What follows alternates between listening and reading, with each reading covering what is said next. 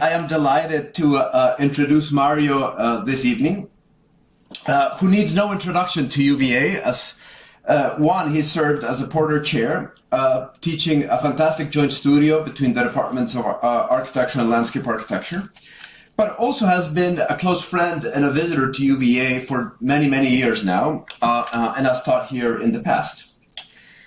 Trained as an architect and landscape architect, the work of Mario's office, Grupo de Diseño Urbano, has been a pioneer in bringing together aesthetic sensibilities, ecological principles, and social concerns, producing a compelling and far-reaching portfolio of landscape projects in Mexico City and the country at large, and of course, a series of international projects as well.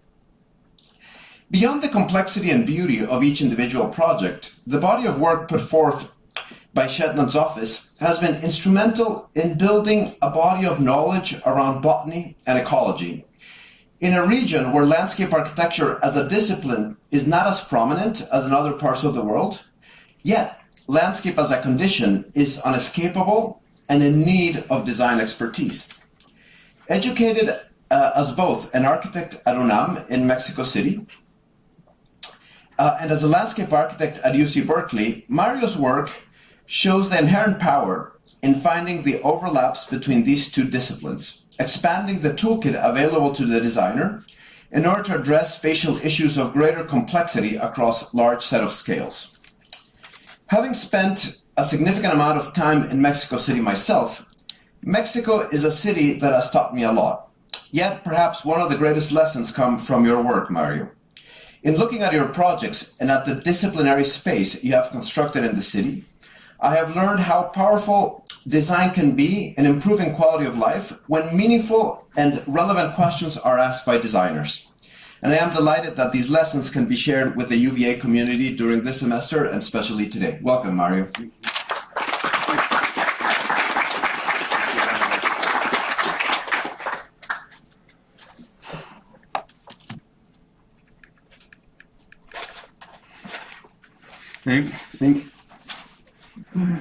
Thank you very much for this beautiful introduction, Felipe.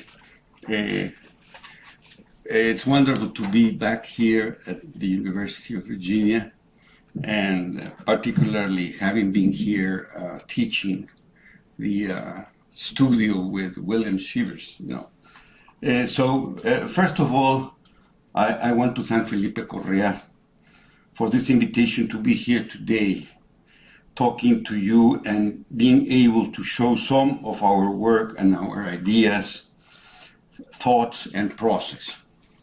I also want to thank the university and the School of Architecture for inviting me as the 2020 and 2021 Porter Visiting Professor. It has been wonderful to be back to this prestigious university to teach a studio. As you know, our studio this semester is about Chapultepec Park in Mexico City. It is our central park. At this time, also, I would like to thank William Shivers, my co-teacher. It would have been impossible to have a good studio without the commitment, follow up on ideas and responsibility of William. Thank you. The 21st century was immense in discoveries, advancements in science, technology, communications, infrastructure, and urban development. Cities, factories, roads and cars, infrastructure, ports, airports, and telecommunications soared. It was also a century of wars, a century that took an enormous impact on nature, sometimes in a devastating and irrepressible level. The concept of nature changed from a sacred, mystical notion in the pre-Hispanic and Hellenistic ages to a concept of resources, commodities, exploitation, power, and greed. The world's population in 1900 was about 1.6 billion. in the world. It increased to over 6 billion in 2000. Today, it is almost 8 billion. For instance, Mexico City, where I was born and where I live, grew 40 times, from 550,000 inhabitants in 1900 to 20 million today. In my lifetime, since the 50s, and that's not very far away, it grew from 2.5 million to today's 20 million. So this process is being, there's an explosion.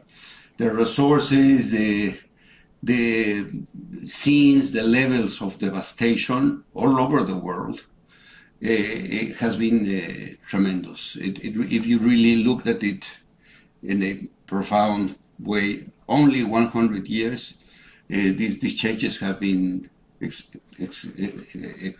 incredible. In the process, in Mexico City, we desiccated the pre-existing lakes, channelized or tunneled its rivers, converted them into motorways, and needed to extract and import water from 400 kilometers away. Nowadays, in order to prevent inundations and flood, most of the rainwater in the basin is captured and sent through huge pipes under the mountains and out of the valley as 200 to 300 kilometers. It's crazy. No wonder, with this mistreatment and thoughtlessness to nature, we have come to the 21st century with the outcome of climate change, pandemics, water scarcity, forest fires, sea rise levels, faunistic and flora extinctions, and so on. In addition, the beginning of the 20th century has also been a massive immigration of people from the countryside to the cities in our countries, but also in Europe and the USA, Australia, and the Middle East from other countries. They continuously predict that 70% of the world's population will be living in cities in the next 15 to 20 years. So, it is evident that new paradigms have to be developed in our own planetary survival.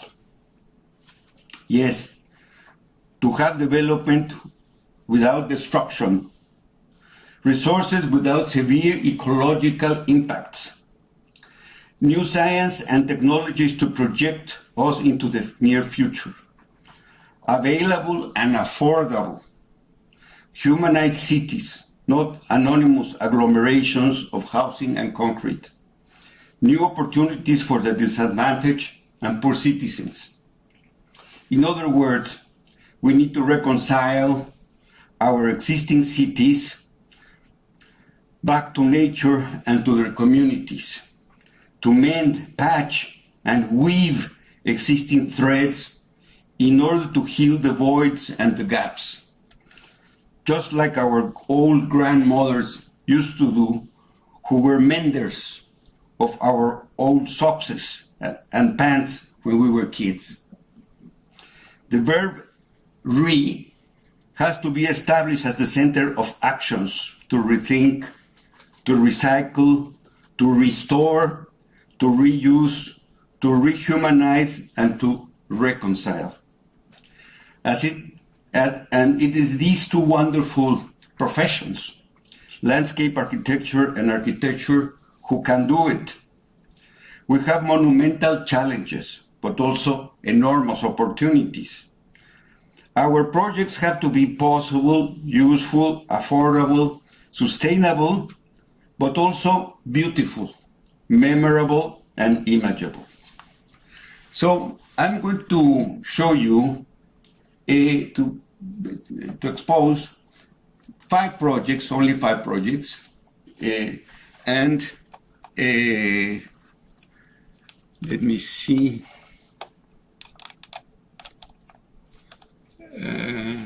Next, no, where do I start? See, there we go. 5 projects in relation to this reconciliation. 5 projects about recycling, 5 projects about mending and healing the city.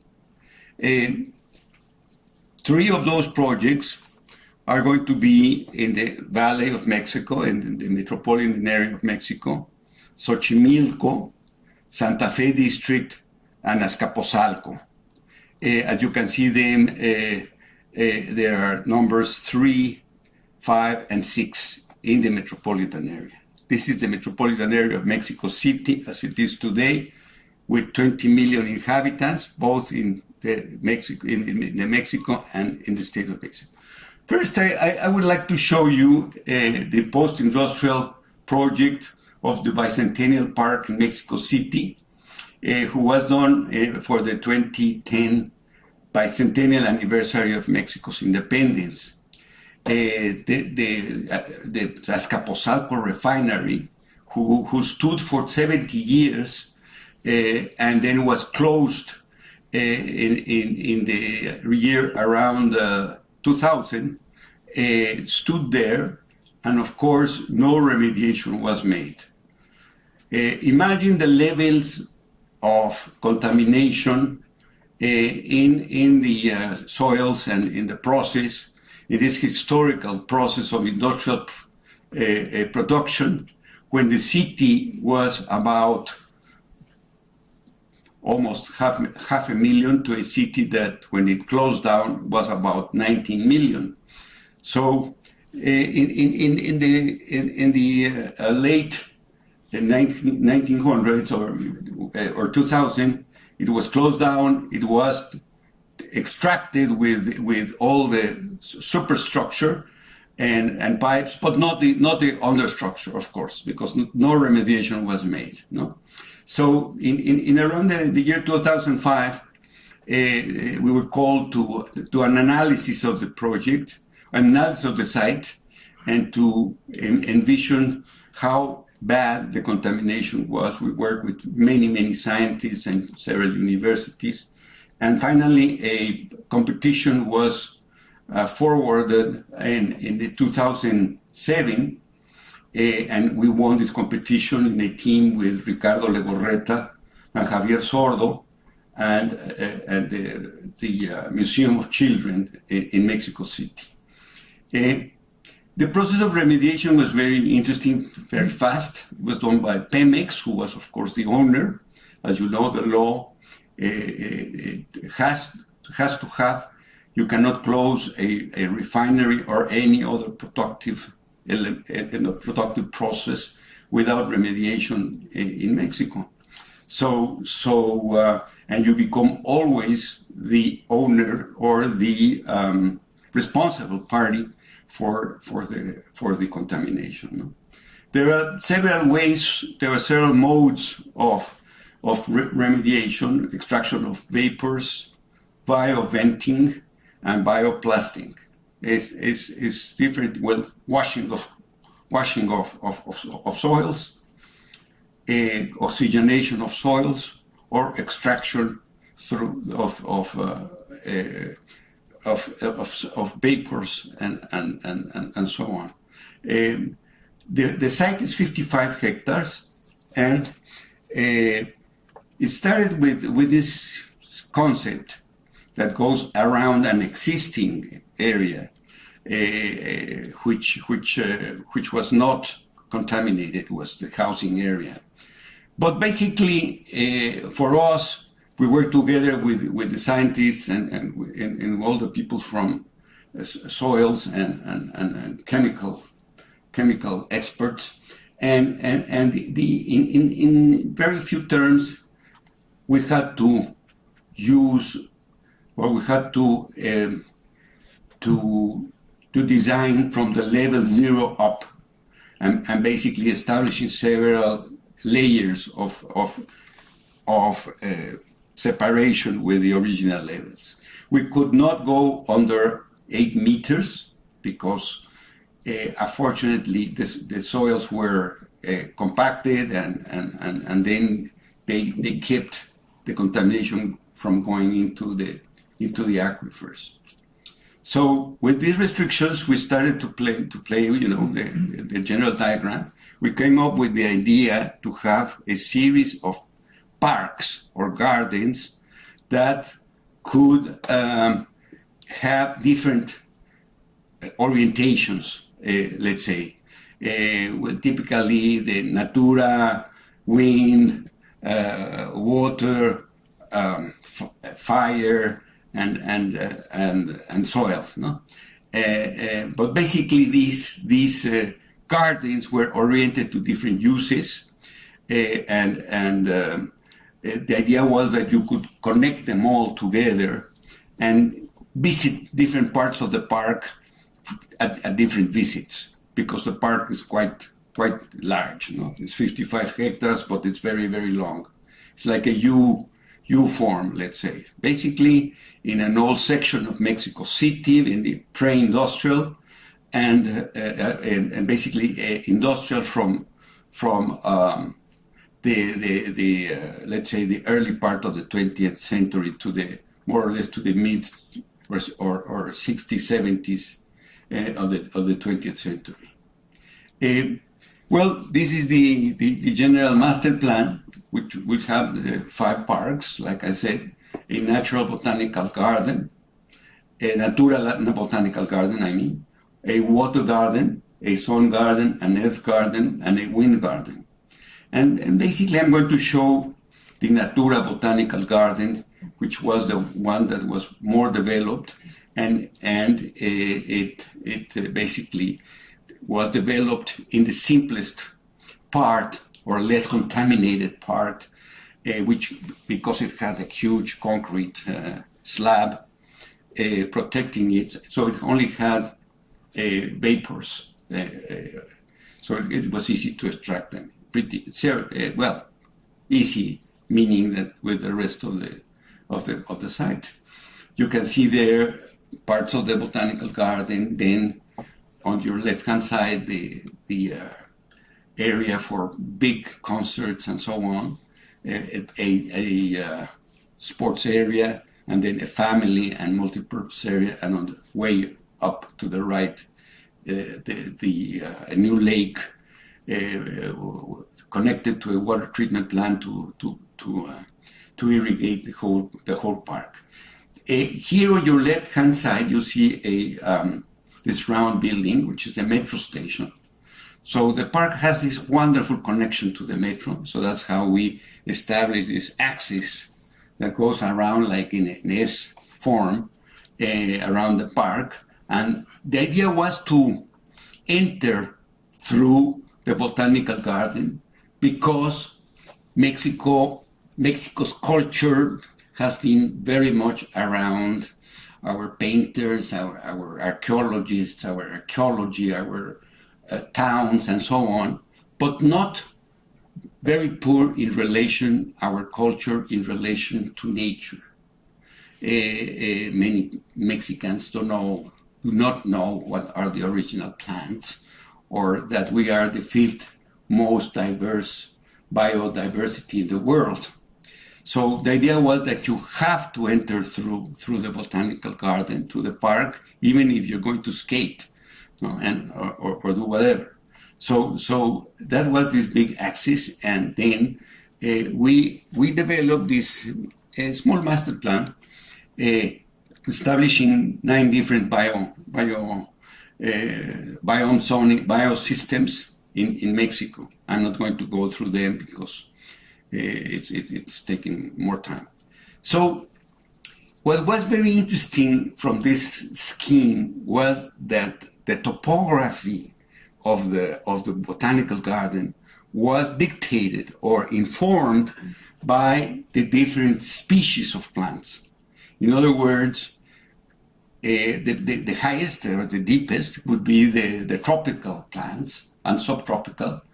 Then the pines, the forest, the coniferous forests, the oaks forests, and then chinampas, which were in an old basin basically, and the orchidearium also in a former cistern. No? And you can see also this xerophic shrubland, which is of course the one that needs the least soil. So it was fascinating to see these topographical changes according to the different plants. And for instance, here at the entrance, we put the xerophytic gardens together with other of the biomes, and and then to show these three glass houses for the tropical, subtropical, and desert gardens. Of course, they had to be contained. Here we worked with the National University of Mexico in order to have a bioclimatic study of each of these biomes. And we came with the idea of these inverted umbrellas to have the glass houses. They do not need machines. They warm up, move the air, etc., through this through a model that we went through. For instance, this is some of the details, and then the construction, fascinating construction, because we couldn't go 8 meters down for the foundation of these buildings.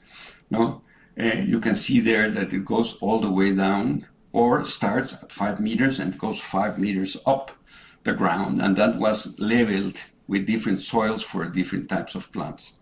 Well, this is the tropical garden, and it's Tabasco, the south, and so on of Mexico, and it has thrived. It has immense now, after almost 10 years now. It is truly wonderful. Even when you enter here, the smell, the moisture is fantastic. Also, another one was to have the systems of the central part of Mexico, the Chinampas and the wetlands, and we did this in artificial concrete tanks, and then put all of these water systems and wetland systems together with the Chinampa. You see, this is the Chinampa of Sochimilco, and we constructed it with people from Xochimilco, as you can see on the right-hand side, and then it completely worked wonderfully. So they produce these plants right in the park, and they sell them there, or the gardeners eat them. But it's an incredible production system of the Chinampa. As you can see here, some of the xerophytic is the biome, and behind is the cloud cover and fog cover of the west coast, of the east coast of Mexico.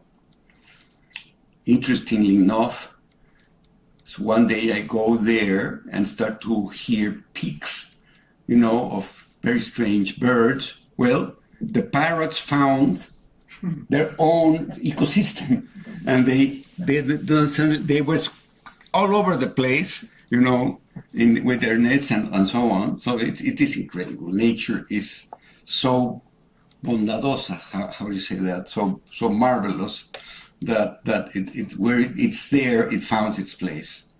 Some other areas look, for instance, at these again the wetland systems, and from the level up, because we had to put them up. The jacarandas, they were pre-existing, and so on. Where we did, every garden was oriented to everybody, to children, to old people. This is a maze, and you can see it's an incredible ludic system, and behind you see the coniferous system.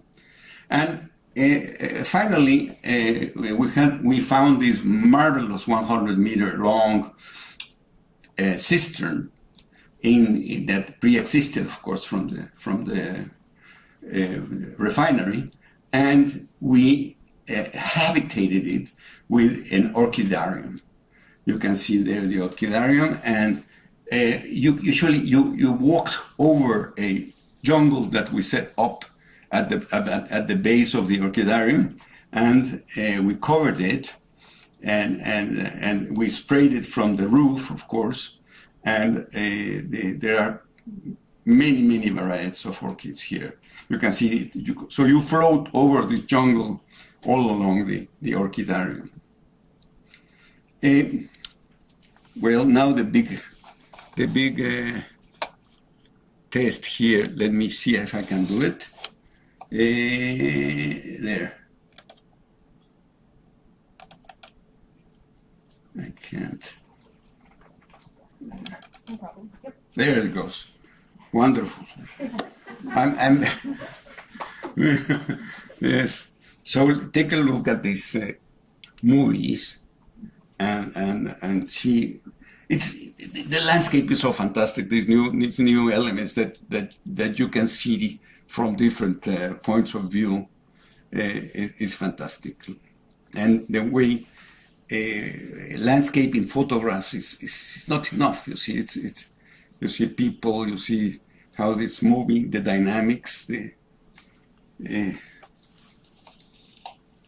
I cut the music because every video is put up by a specialist, and they choose the worst music.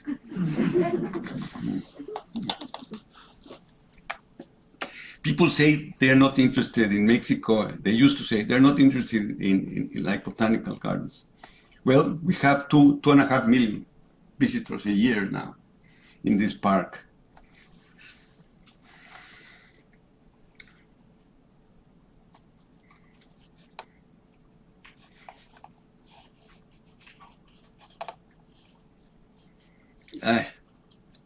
Okay, you see the city, the industrial areas. Okay, now again, my God, what did I do here?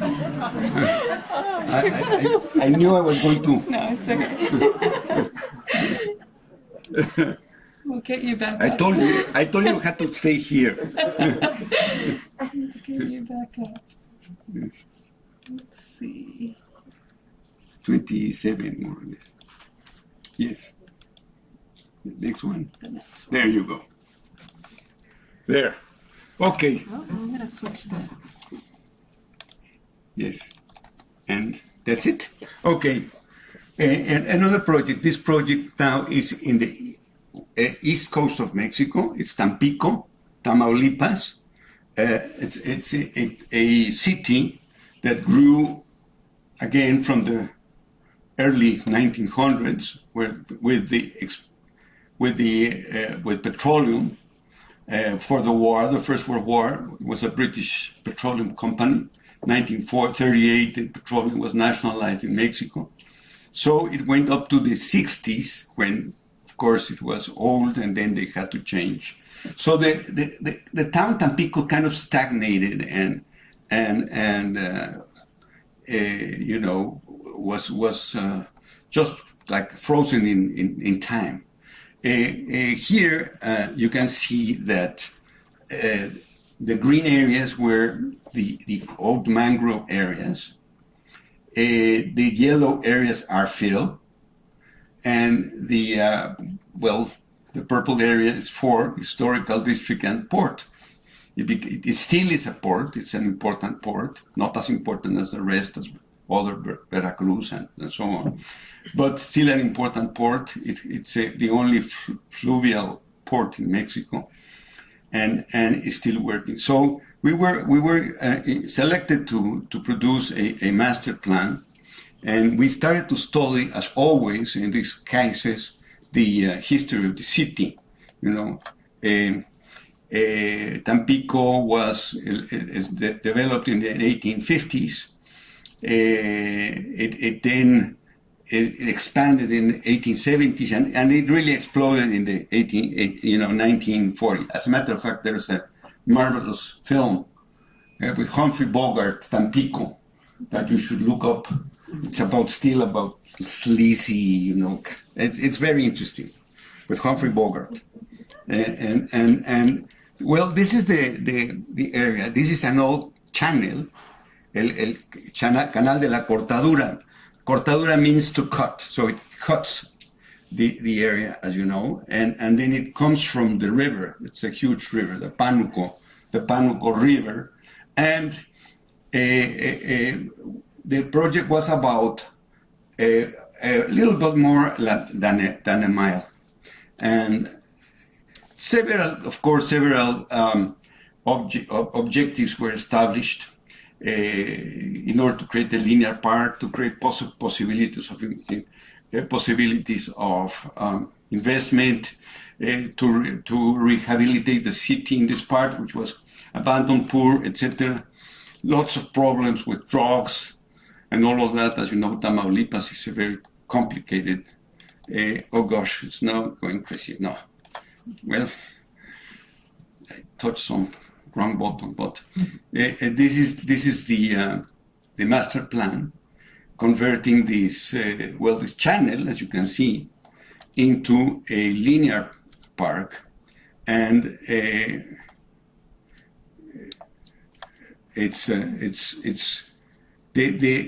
what's very interesting for us is that this urban design project was completely in our hands in terms of bridges, in terms of the engineering. We work with different experts of these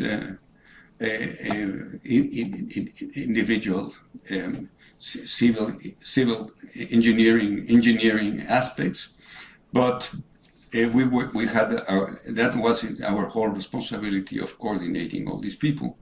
So what is very interesting about this it had to be navigable, to connect with the Carpintero Lagoon in the back, and then to connect the city, with the downtown, and to connect both pedestrian by foot and so on, and to have a possibilities of investment and housing and so on in different parts of the city. Well, the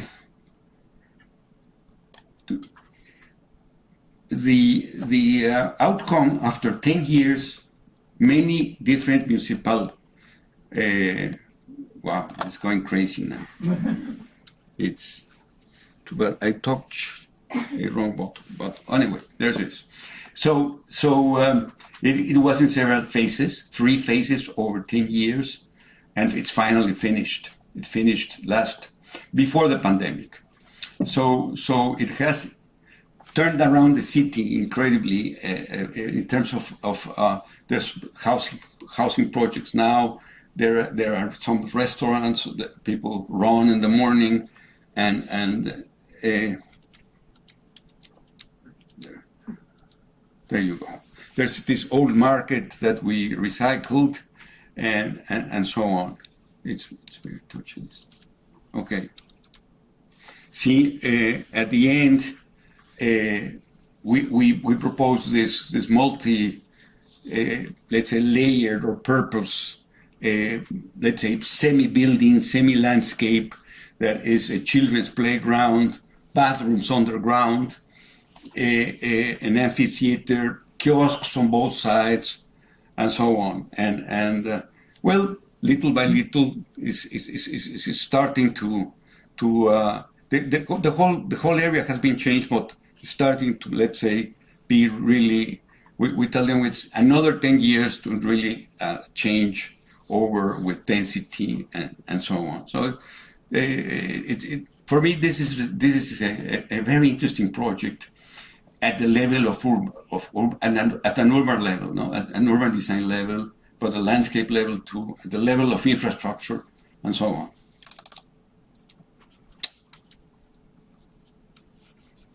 Sure. I am. Hold on. There. Let me help you. Yes, please. Okay, so I don't miss it. You can talk, and yes. I will So let me show you again another video. This is part of the video now. Again, the dynamics of a video from above is incredible. So the flow of, we increase the flow, we increase the possibility of, we clean of course it was, people were throwing waters into this canal or channel, and now it's clean. It has, we did a deeper, wider canal, and then the flow of water comes from the sea up and down every morning. So for instance, it has been now, I didn't show that, but with many festivities, for instance, related to fishermen, with local murals, and so on. So it's one of these things that is truly public and that has grown over the years. Okay, let's go back. Thank you. Oh, here's the murals. Wonderful murals, local murals. And then all the festivities, Dia de Muertos, Christmas, and so on. Okay. Good. Interesting enough, a very similar project then came to us in San Antonio, in Texas, with a new project. It's called the San Pedro Creek Culture Park in San Antonio. The same thing, and the right-hand side is the old San Antonio River, where the typical San Antonio, let's say, river is, where all the festivities are. But this was in an area where it again was left behind. No, this is the San Pedro Creek. Actually, the city started here in San Antonio. And if you look at this map, all the names are in Spanish. Not a single word is in English. That's when, of course, was from Mexico. And El Álamo, the Alameda, and then the Camposanto, and then that's where basically the San Antonio started in this flow of the river, which was San Pedro Creek. So we started to understand the area, all the let's say the wonderful things that happen just around it. It's called Zona Cultural. It's the Mexican area of San Antonio, the founding area. Alameda Theater, the main plaza, the San Fernando Cathedral, the Governor's Palace, City Hall of San Antonio, Centro de Artes, Milan Park, which was a cemetery, University of Texas downtown campus, and of course the San Antonio River, which is let's say the more touristic aspect. The Market Square, which is a very important area of San Antonio, Mexican restaurants and so on, and crafts, and then the famous San Pedro Creek. Now, what is interesting that with this project, many projects started to develop, either of restoration or new increments of buildings. Again, it's an area completely, let's say, vacant, with many vacant lands, very similar to Tampico, except that this is a very large, it's about 6 miles, and the first, let's say, 2 miles have been completed. This is the condition of the river as we found it. Of course, it was channelized in the 50s and 60s, and that's the way it worked through the city. It's all part of the city, as you can see on the left-hand side, all buildings of San Antonio. Well, this was the kind of the master plan for the first section of the first phase, and we came with the idea to have a sequence of they were discussing how should it be Mexican, should it be, no, I said, no, not at all.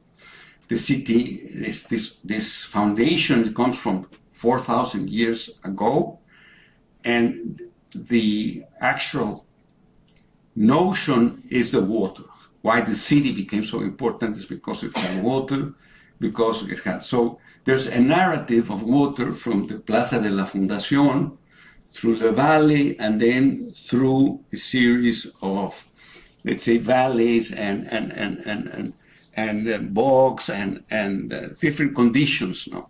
And of course, it shouldn't be about this Mexican, cliche or pastiche, no, but rather really things about the history itself, no, that it had. For instance, the starting point is the rainwater fountain, which tells is done by an artist. I don't remember the name, unfortunately, right now, but he envisioned how the stars were in the 5th of May, 1720,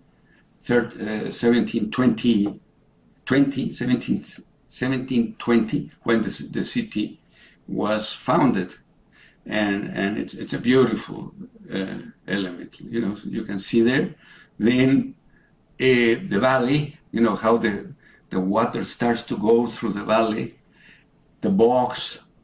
So this narrative about water, bogs, and then the plaza looking into to San Antonio, and then it starts to go through these meanders of river level, and then through acequias, levees, and so on, which of course was the evolution of the city, no, and made San Antonio possible.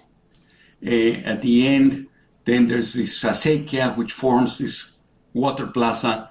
In the first phase, it continues much more, of course, into the Alameda Theater. Many artists participated, and it was fantastic to deal them with pieces like this frieze in the bridge, one of the road bridges, and as you go under it and finally out into the plaza. And you can see here all the participations of different artists, but they are very well placed and controlled, let's say, and nature would grow and really have a let's say, encompassing aspect with it. There were poets, there were historians, there were different different references to the history of San Antonio, and even the famous Alameda Theater with the old Mexican artists that came to San Antonio and made it great for the community. So basically, that's one of our main participations now in the United States. It's ongoing right now at the second phase and third phases, and one of our major participations in the United States. I'm going to show you a project in Xochimilco. Xochimilco, as you know, is the center. It used to be one of the lakes in the lake system of Mexico City. This is the Valley of Mexico. And incredibly enough, up to the early 20th century, still you could navigate from Xochimilco all the way down to the downtown of Mexico City. My grandmother used to tell me there was these ceremonies, where you would go into these little boats all night to have these ceremonies, religious ceremonies of commemoration of different saints and so on, from the downtown up to all night, and then come into the sun in the early morning to Xochimilco. It was covered, and finally, look, this is the Valley of Mexico as it was in the 15th century, 16th century.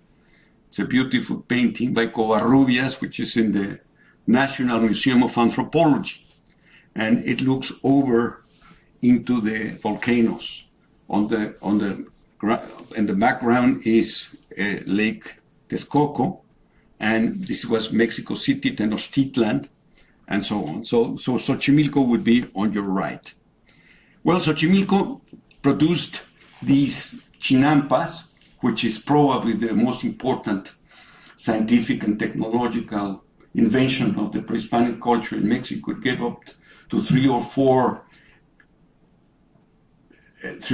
harvests a year, and that's why the Aztecs immediately, when they settled in the Valley of Mexico, conquered Xochimilco, and they were able to conquer part of central Mexico and finally all the way to Central America, to Mesoamerica. And you know, this is the section of the Chinampa, and basically it is a human landscape. It's a cultural landscape which exists, and it's truly incredible. It's truly very valuable. By the 1990s, there was such a degradation of Xochimilco that, for instance, people couldn't go. It sinked. It subsided. At other areas, it was flooded, etc., because of extraction of water, and you can see that they were not producing plants anymore in the 1990s. And so a great plan was developed to restore the whole area of Xochimilco, 3,000 hectares, and within those 3,000 hectares, a public park was proposed, which was an ecological park, a sports park, and a huge lagoon, altogether about 370 hectares. These are some photographs of when it was inaugurated in 1995, more or less. You can see it's a visitor center with explain the concept of Xochimilco. Also some water treatment plants that were built, and then new waters were injected, several levels were established, and so on. So, and this park is quite interesting in my opinion, because for the first time in our project, it was 1992, we started to look at really the geography of the parks, you know, in relation to connections to sacred mountains, to the cosmology of, let's say, of the Valley of Mexico. Over the years, look at that, it's been growing, and so on. This is the visitor center, the rooftop. Many species were brought back, and recently, well, from 2010 to 2019, it was abandoned. You can see everything is just left. It was actually burned. The park burned in 2017. So they asked us to look back at the park, and we were fascinated, because when do you have the opportunity or the chance to revisit your own work? And we had this great opportunity. So we looked again at all of the water systems, the lagoons, the wetlands, the different types of wetlands, the attractions, which trees had grown, which trees had not grown, what was not working, more activities in relation to children, to families, to now, of course, 25 years ago, it was not as fashionable to run, etc. So we extended the running systems up to 10 kilometers, and also the bicycle, and so on and so forth. Many activities that the park needed and were now implanted. And we just finished this project a few months ago, and it just looks fantastic, because we recovered the trees that were still healthy. We took away many trips, about 1,000 trees out, and we re-injected water clean the water from the water treatment plant, and so on. And it is a joy, really a joy to look at this park again and to observe it. We have recovered all the wetlands, different types of wetlands, as I said, with different types of species. About 150 species just of birds are found here, mammals, batracians, etc., etc.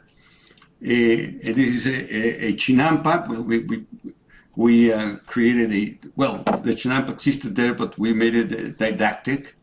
Like I said, many types of birds have come back. People are just incredibly using it, the park again, enjoying it. Look, that was the Paseo de la Arcada, just left like that. And then some areas which had needed cover, shade, etc. And as you can see, people are very interested in nature and they want to know what they are seeing. There has to be interpretation of these areas. So we brought these artists to do the drawings for each species and so on. So the park is can we put the, yes, thank you. The park, you're going to see the park now in its dynamic aspect. And only one project left, so I have taken no, not that long time. But, look at that. So this it was not clean enough by the time we took the video, and the project. See, we were in the process of cleaning the. It was taken a year before the final stage. Phase. We're still convincing the authorities to have a third phase of investment to do some more facilities and activities, which is what the park needs. You see, it's looking towards the Great Mountain here. So all the axes are thought of in a kind of geographical aspect.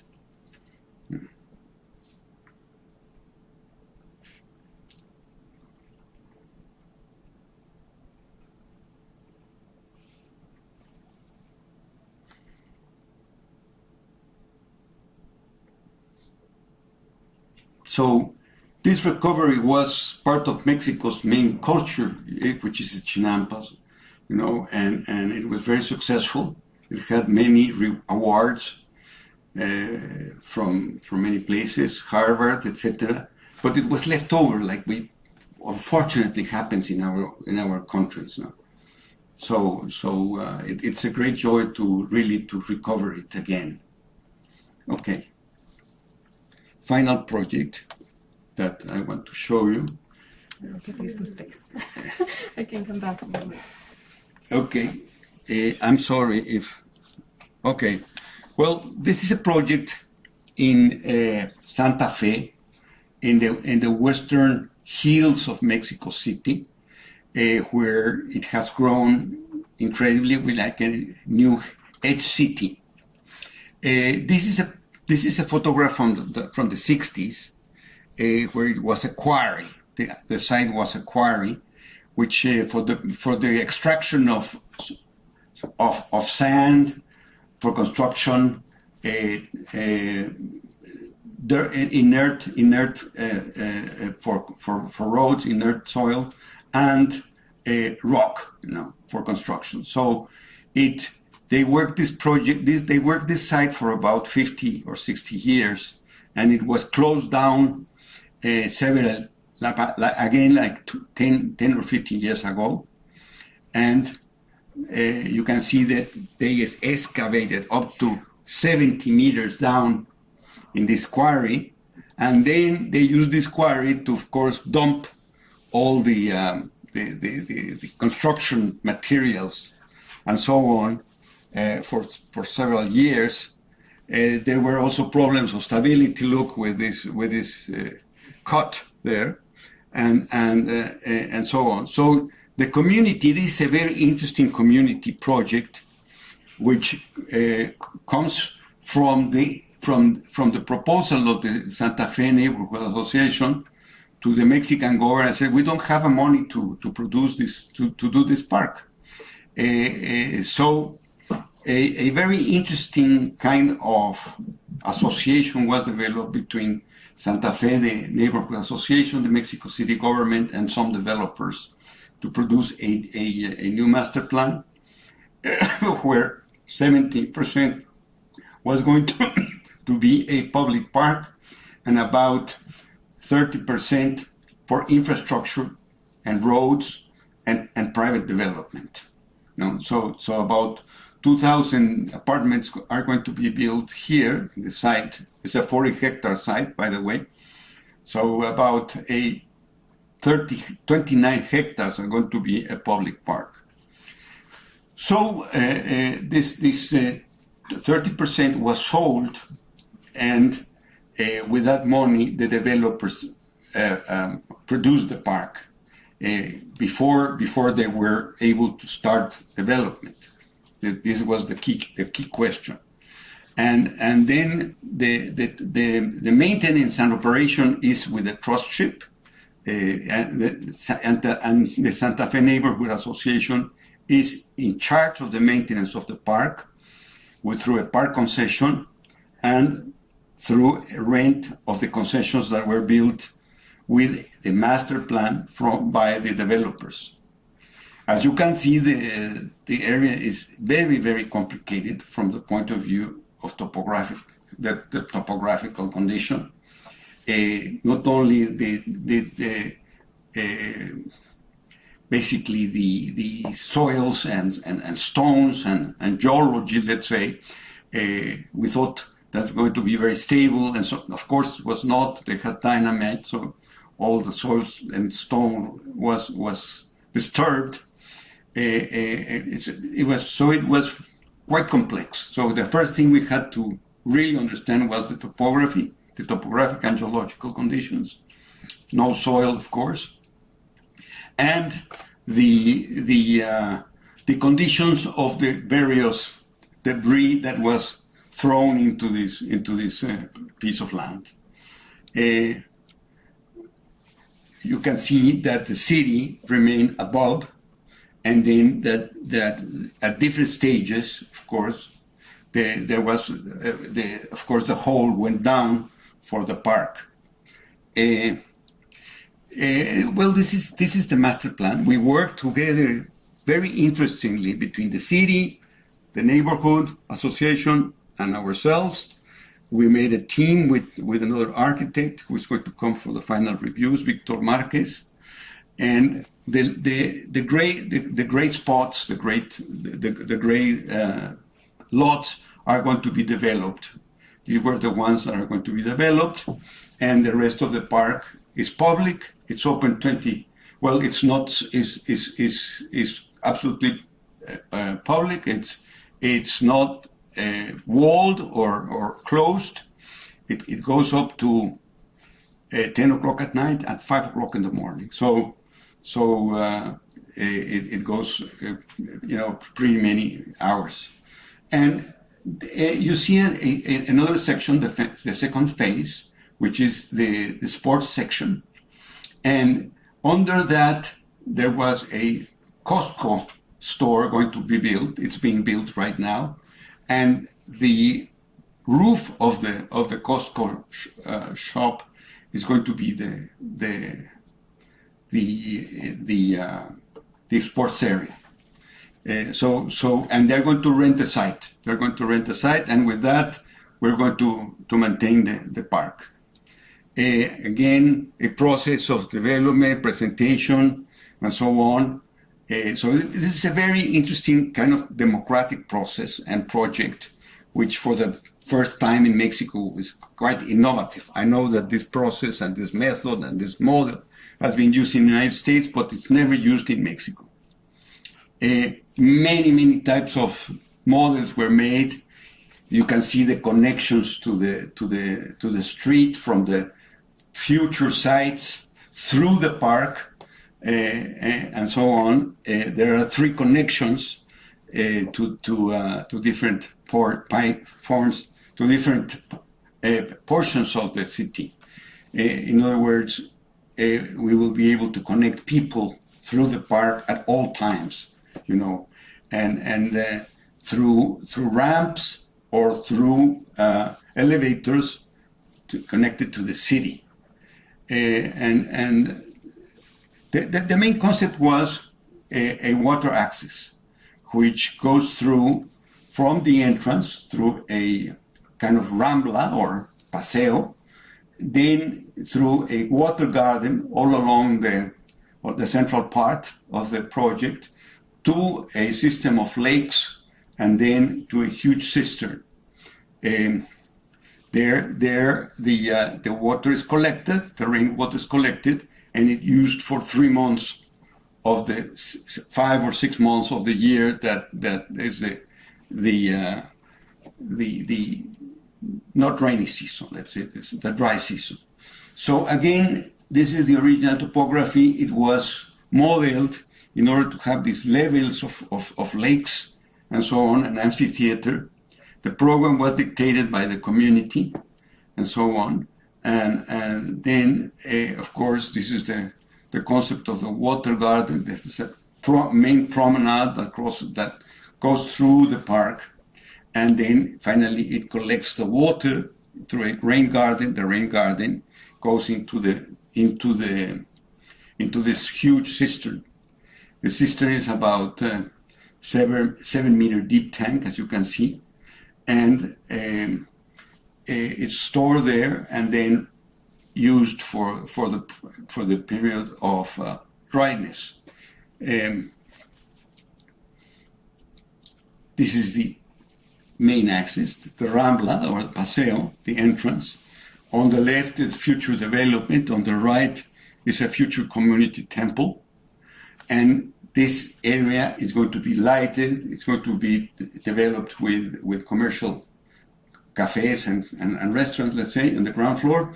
And then you will be able to cross the park transversely up to the level of the street on the right-hand side.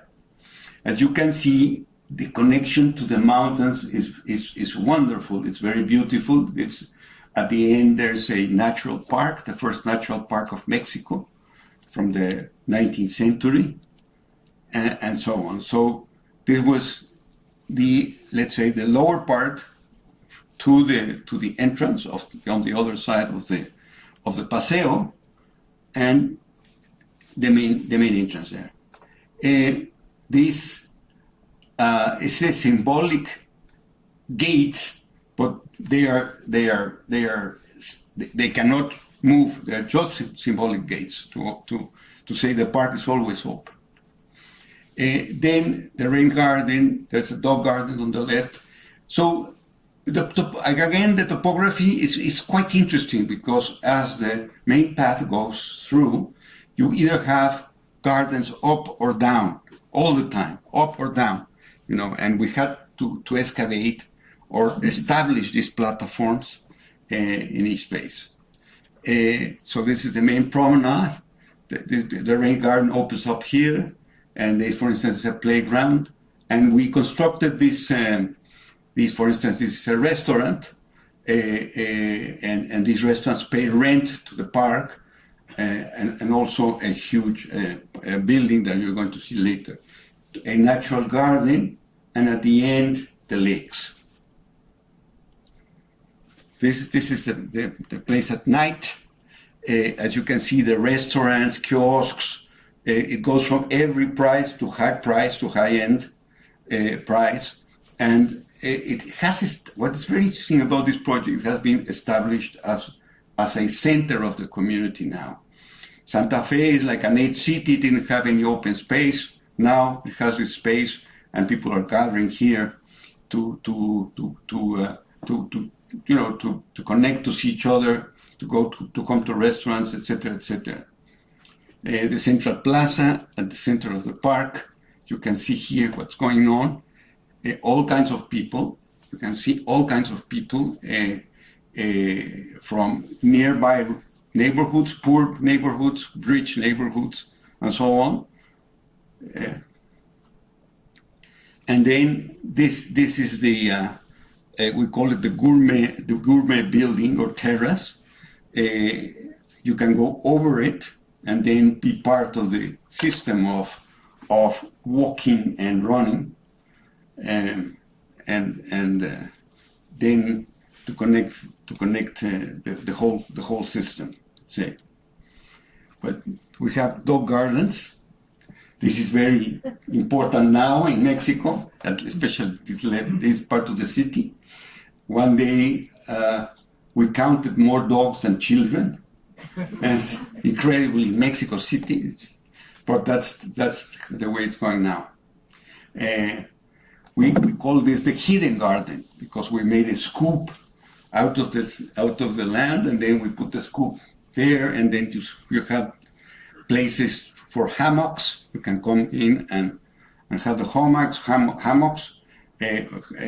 have picnic areas, and so on. There's this skate park, and it's become a wonderful skate park. It's called the Cathedral of Skaters by the Instagram skaters, Mexico City. And then the lakes. You can see the tunnel that we constructed, also this tunnel, and looking at the second phase, we're starting the construction of the Costco department store, which is going to be covered with sports areas.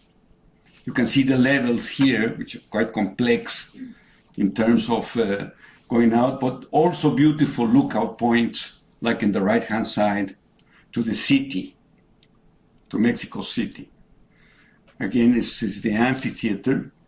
It's being used for cinema now that the pandemic, cinema, theater presentations of all kinds, even for schools to have their final commemorations and so on. And then, well, this is the look towards the city, towards Mexico City, up on the hills. And at night, you can see the park itself. Well, it's used partly at night, partly in the early morning when it's dark. And they asked us to light it up so people could use it at night. So please, if you help me with the last, I'm sorry about my level of manipulation of technology. There you go. Well,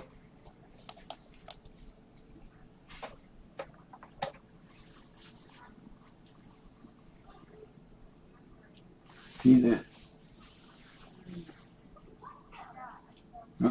going slower, but we.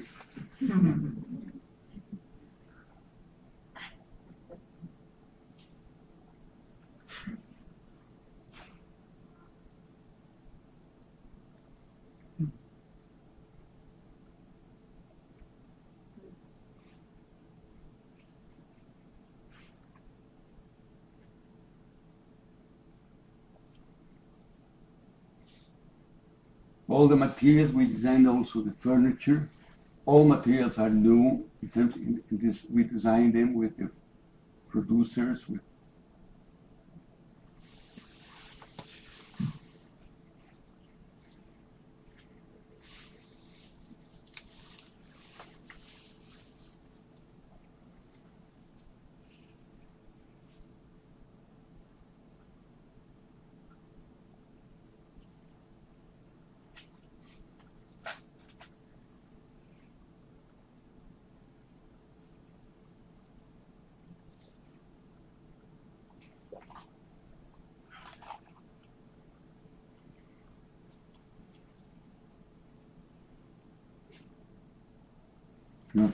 Okay, thank you very much.